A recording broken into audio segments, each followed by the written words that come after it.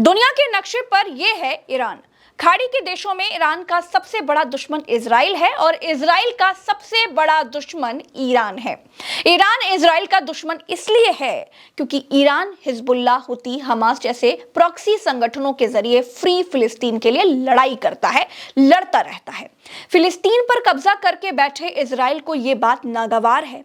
Iran Israel की दादागिरी को कुचलने की ताकत रखता है और ये जो सारे मुस्लिम देश हैं जिनको गल्फ कंट्रीज भी कहा जाता है, इन देशों पर इजराइल की दादागिरी चल जाती है। लेकिन इकलौता ईरान ही एक ऐसा देश है जो इजराइल को मुंह तोड़ जवाब देने की शक्ति रखता है और दूर बैठे अमेरिका के भी पांव खाड़ी देशों में जमने से रोकता है।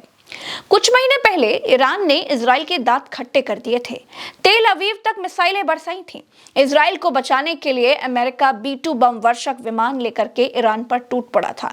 तो कुल मिलाकर के दोस्तों, ईरान मिडिल ईस्ट में या फिर गल्फ में या खाड़ी में अमेरिका और इजराइल का सबसे बड़ा दुश्मन है। अब इस दुश्मनी के चलते अमेरिका ने ईरान पर कई आर्थिक प्रतिबंध लगा रखे हैं, जिससे वैश्विक बाजारों में ईरानी रियाल, जिसे IRR कहा जाता है, उसकी कीमत भयानक तौर पर गिर चुकी है।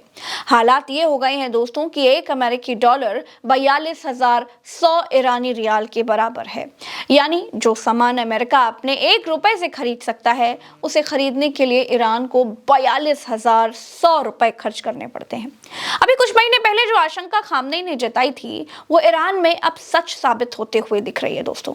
गिरते ईरानी रियाल और महंगाई को मुद्दा बनाकर अमेरिकी समर्थन से ईरान में लाखों युवा खामनेई को सत्ता से हटाने के लिए सड़कों पर उतर आए हैं।